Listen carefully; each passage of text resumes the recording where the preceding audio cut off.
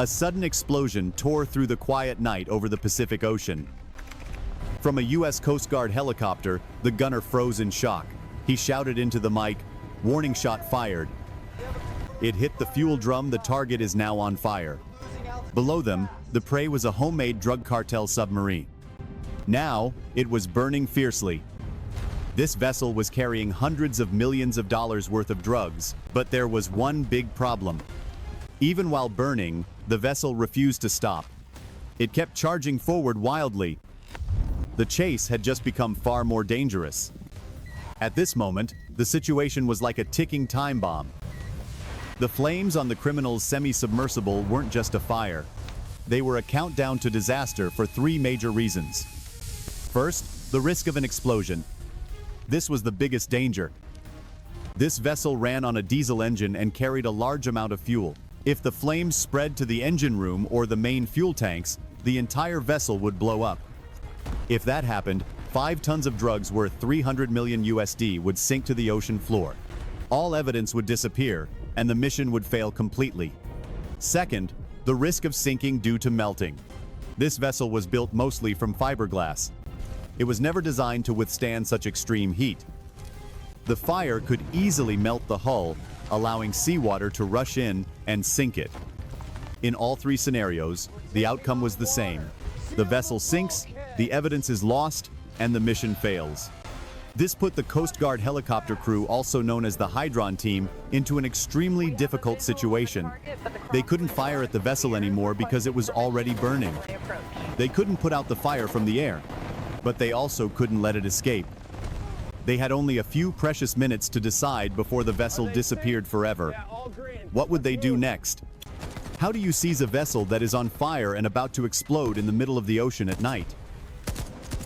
And another important question, how did things get this bad? That warning shot, why did it trigger an explosion? Before we go back to uncover the cause of the blast and see how they solved the situation, make sure you've hit subscribe and turned on the notification bell. Our channel will take you inside some of the most intense missions you've never heard of. You won't want to miss what happens next. Let's rewind to 60 minutes earlier. Aboard the large U.S. Coast Guard cutter USCGC Monroe, the air inside the command center felt thick with tension. Confirmed, Commander. Captain Adams stared intensely at the radar screen. Weapons free on my command. For 48 hours straight, they had been playing a cat-and-mouse game with a faint, flickering signal. We're losing it again. It was a narco sub, a semi-submersible LPV, the top transport weapon of cartel traffickers. And then, the worst happened. "The signal's gone," the radar officer reported. "Captain, I don't see it anymore." The screen was blank. Adams gritted his teeth as rain lashed across the bridge window seas at roughly force 4. White-capped waves nearly 10 feet high were rising. Every marked target vanished completely. "It used a big wave," Adams muttered. "Or it dove a little deeper, or it simply cut the engine. Whatever it was, it won." "Increase speed to 10-20 miles per hour," Adams ordered. "Sweep the last known area in a fan pattern. I want every sensor at maximum output." The LPV could be anywhere within a 50-mile radius. They were searching for a needle at the bottom of the ocean during a storm. Meanwhile, beneath the raging waves, imagine being inside a cramped metal tube. Hot like a furnace. Everything shaking violently. The only sound is the deafening roar of a diesel engine. With 300 horsepower, just a few feet from your head in air, thick with diesel fumes. This was the world of the 4 cartel sailors inside the semi-submersible. They were engineers of the underworld. Men paid hundreds of thousands of dollars just to make this trip. Their captain, a hardened veteran, stared at the GPS screen and a simple sonar device. He knew exactly what he was doing. He knew the Coast Guard was out there. Their LPV was molded from fiberglass and composite, producing almost no magnetic signature. That made the aircraft's magnetic anomaly detectors essentially blind. The hull rode 90% underwater, exposing only a tiny cockpit and a snorkel tube. They used an advanced exhaust cooling system. Hot engine exhaust was mixed with seawater before being released. The vessel's heat signature was nearly zero. It was invisible to FLIR thermal cameras. For 2 days straight, they had traveled parallel to busy shipping lanes, hiding in the radar shadows of massive container ships, and now, as the storm rolled in, Captain Cartel smirked and ordered, "Dive 15 feet, reduce speed." The vessel slowly sank until only a tiny snorkel remained, barely distinguishable from a white-capped wave. This was why it disappeared from Monroe's radar. The narco sub had dived deeper, using the storm as its invisibility cloak. It was now less than 125 miles from the final rendezvous point. Just a few more hours and they'd be rich. At the Joint Interagency Task Force, South Command Center in Key West, Florida, thousands of miles away, the air was icy from air conditioning and intense focus. Rear Admiral Mason stared at the massive tactical map. The screen showed the Monroe's icon and the empty search area where the LPV had vanished. Monroe had lost contact. An officer reported that surface radar was useless in these sea conditions. Mason didn't blink. He immediately ordered a P-8 Poseidon diverted from Comalapa Base to the target zone. Within moments, it tore through the pitch-black sky and violent storm clouds. A U.S. Navy P-8 Poseidon, an anti-submarine killer. A weaponized Boeing 737, roaring toward the scene. It had been deployed urgently. This was the apex predator. The LPV had beaten radar. It had beaten FLIR thermal cameras using exhaust cooling, but it couldn't beat physics. Inside the P-8's operations bay, signal analysts glued their eyes to the screens. They weren't looking for a vessel. "Activate magnetic anomaly detector," the pilot said. "Sweep at low altitude." The P-8 dropped to low altitude, skimming above the waves just a few hundred yards away, quickly running its magnetic sweep. The LPV's 300 horsepower DCN engine would disturb the Earth's magnetic field. This would be the crucial clue. The computer's flat, steady voice echoed. The screen remained empty. The storm was causing massive interference. "A signal," one analyst shouted. "Weak but stable. I've got a magnetic ripple." Everyone held their breath. "Lock the signal." Confirmed magnetic anomaly moving steadily northeast. Speed, 20 miles per hour. This was the exact target the U.S. Navy had been searching for. Its precise position was updated every second. Instantly transmitted through the encrypted data link straight to the bridge of the Monroe. Aboard the Monroe, Captain Adams saw the new coordinates flashing on his screen. He roared, "Where is it?" "Northeast, sir, closing fast." The navigator reported, "It's running at full speed." Adams slammed his fist against the bulkhead. 30 miles. The LPV was moving faster than they expected. "We can't catch it. We can see it, but we can't stop it." Despair washed over the room again. Right then, the Monroe's air operations officer stepped in. He suggested, "Captain, the wind just dropped. The storm is weakening. It will slow them down. We'll have enough time." A spark flashed in Captain Adams' eyes. He knew what to do. "Are you all ready?" "Ready, Captain." "The Hitron team is standing by." Adams grabbed the microphone. His voice rang out sharply. "Hitron team, report to the aircraft." "Repeat. Hitron team, launch immediately." Hitron, the helicopter interdiction tactical squadron, the most elite strike force of the Coast Guard. They weren't rescuers. They were sharpshooters, rapid response operators trained to engage high-speed maritime targets. On the aft deck, a jet-black MH-60 Jayhawk helicopter roared to life. The side door swung wide open. A sniper stepped forward, fully geared in combat equipment. He carried out one last check on his weapon. A Barrett M100 CMAN sniper rifle. The MH-60 lifted off the violently rocking deck. It roared a challenge at the storm, then shot straight into the pitch-black night and pounding rain. The helicopter pursuit had officially begun. The MH-60 helicopter was flying at nearly 190 miles per hour, cutting through the storm. Inside, the engine roar drowned out even the wind. The pilot was flying in extremely poor weather conditions, relying entirely on the cockpit instruments. "Where are we?" The sniper shouted through the intercom. "Thermal camera is scanning." The pilot replied, The P-8 is guiding us in. They've located the target. Distance, 6 miles. 3, 1. There! The sensor operator shouted. On the monochrome screen, a faint heat signature appeared. The FLIR thermal camera, a special sensor capable of detecting heat. Even though the traffickers hid the vessel well, they couldn't mask the residual heat from the engine exhaust. That faint white dot was exactly what the camera picked up. 3:40 a.m. The MH-60 slowed down, hovering at 165 feet, right above the target. The pilot switched on an ultra-bright spotlight. A blinding white beam instantly tore through the night, shining directly onto the semi-submersible. Over the international radio channel, the pilot bellowed, "Unidentified vessel, this is the United States Coast Guard. Shut down your engine immediately. Repeat, shut down your engine."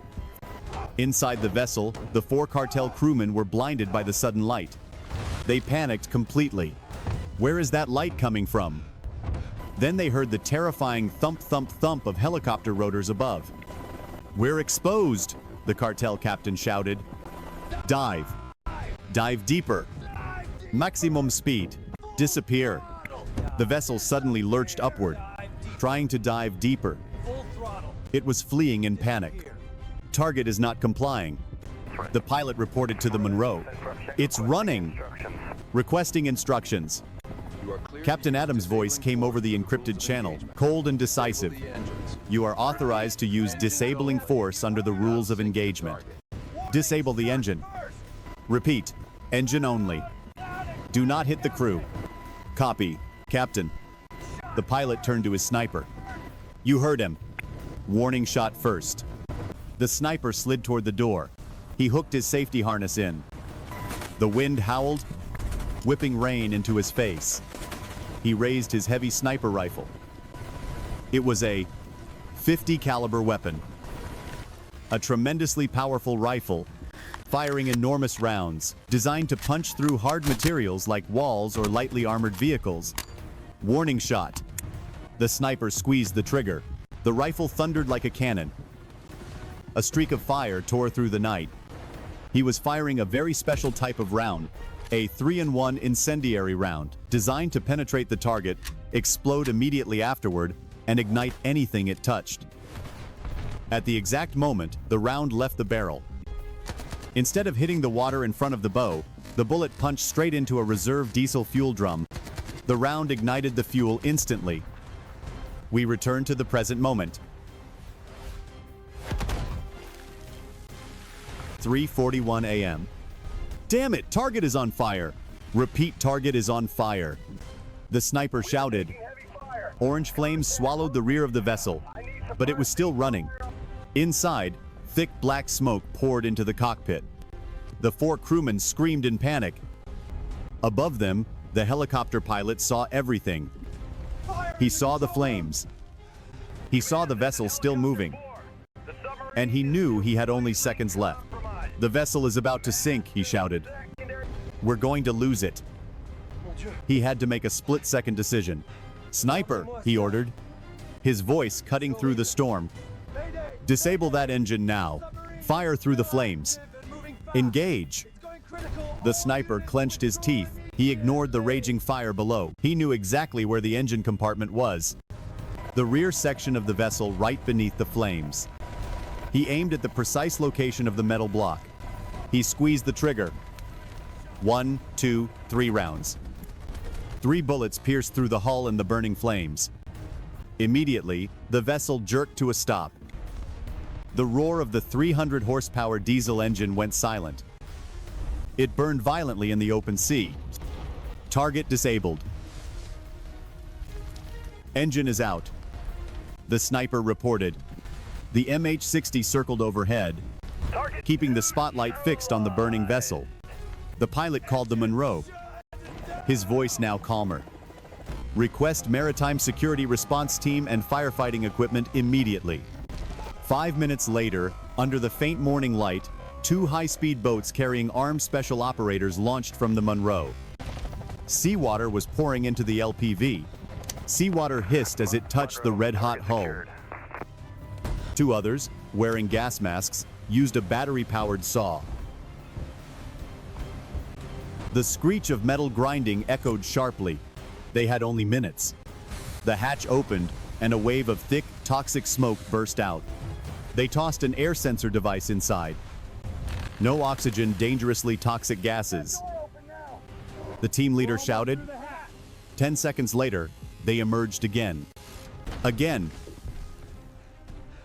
2 more operators went in, pulling out all 4 cartel crewmen, unconscious from smoke inhalation, and tossed them onto the high-speed boat.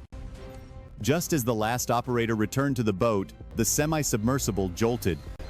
Its bow lifted above the water one final time, then sank straight to the ocean floor, taking 5.4 tons of cocaine with it, vanishing forever. But the 4 cartel crewmen were alive. 6 a.m., aboard the USCGC Monroe, the 4 cartel sailors coughed violently, shivering, handcuffed. They were no longer hardened criminals. He's secure. Get up front. Roger that. Let's They go. had just escaped death inside a burning metal tube. They had been saved by the very people they were trying to escape from. A task force investigator stepped forward. He spoke. "You're very lucky to be alive. But your bosses don't care about you. Take a deep breath To for them, me. you're disposable. They were ready to let you die. Keep the mask You just on, lost them breathe $300 slowly. million worth of product. What do you think they'll do to your families while you're in prison? Will they kill you or kill your family first?" One of the 4 sailors, the youngest, began to tremble. "Or," the investigator continued, "you can help us. You can save your family and save yourself. Cooperate." The young sailor's testimony became a gold mine. He didn't just give the rendezvous coordinates. He revealed encrypted radio frequencies and the name of the mothership's captain. And most importantly, the schedule of 2 more LPV vessels set to depart within 72 hours. Immediately, a new interception operation was launched. A plan was drawn up in just 30 minutes and deployed within 3 days. The result was a decisive victory. It's over. 12 hours after the first arrest, a U.S. Navy guided missile destroyer, redirected using the new coordinates, intercepted the mothership. A large cargo ship named Odyssey, its crew surrendered without resistance when boarded. They found the captain's logbook and immediately had every detail. 48 hours after the seizure, Frequency is encrypted, 4R7. using the intel, the Colombian Navy, working with the DEA, raided a secret jungle shipyard. They discovered 2 more nearly completed LPV semi-submersibles. 72 hours after the arrest, following financial transactions linked to the mothership, federal agents in Miami and Panama froze dozens of bank accounts simultaneously. The organization's financial kingpin was arrested while trying to board a private jet. The entire network, from boat handlers to ship engineers to money launderers, was wiped out in just 3 days. The multinational narco-maritime syndicate now stood before international law, facing the punishment it deserved. What do you think about the power of U.S. air assets in this case? Leave your thoughts in the comments below. And if you enjoy in-depth breakdowns of military tactics, don't forget to subscribe and turn on notifications for the latest videos. Secure that area now. There it is. Sector Gamma is going red. Cross-reference with the watch list immediately. We're showing. Freeze! Hands up!